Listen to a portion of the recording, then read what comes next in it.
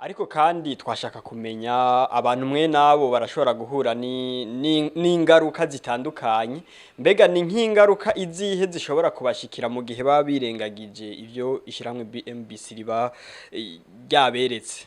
Kuri abantu basa kuduha akazi ngo bashaka abantu bagira amakuru aryoshe, nuko ahubwo ashaka kugwa no ku muntu atabizi, atanabizi rero yumvise nk'imiliyoni 100 acavuga ati yoyo ni meshi sivyo kuya atabikoramwo.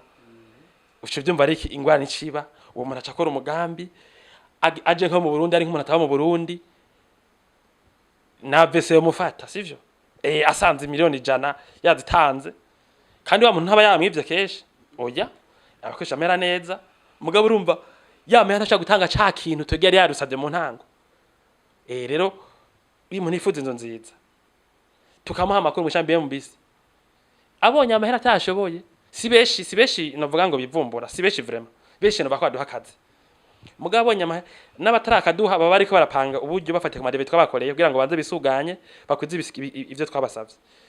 Mugabo abo bakeye rero bumva umenga amakuru y'ukurera bajya ni bafata umwanya batwegere, twe niho turi batubadete none ko ayo mahera ntaronka propose no bishika kugute no kubaha gutinzu fisaya, uwo muntu tuzomukora umugambi kandi twege umuntu aduha akazi nimba ndi tuvuga 220 kumenyere twayivugane ko azoyisanga.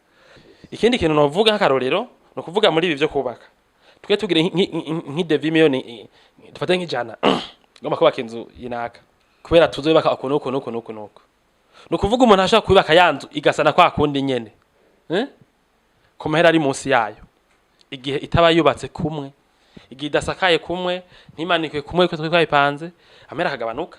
Tugerekeshi bihari utanga ubwa mbere bari by'ikintu ciza kiya tumva nyene nakwe turota ku mukiriya wacu, mugabo keshi sivyo dukora, keshi bihari dukora bihari bya gatatu bihari bya kabiri twahindaguye kwera nyene kubaka inzu yavuze ati jewe amahera mfise ntashika hiyo.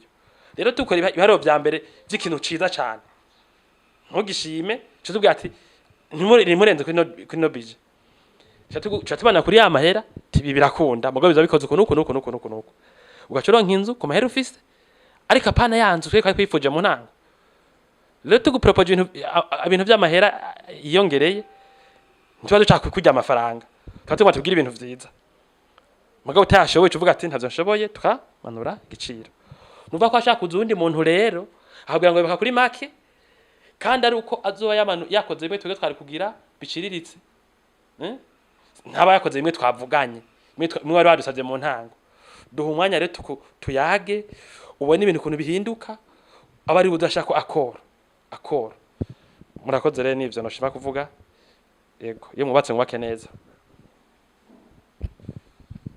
Murakoze kuba mutanze impanuro nziza na cyane kubifuza kubaka, baba abari ngaha mu Burundi canke abari mu mahanga.